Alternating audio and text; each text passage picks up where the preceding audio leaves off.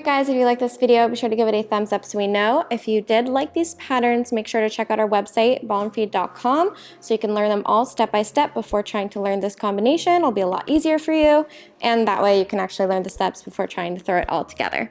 That being said, we'll see you guys in the future. Bye.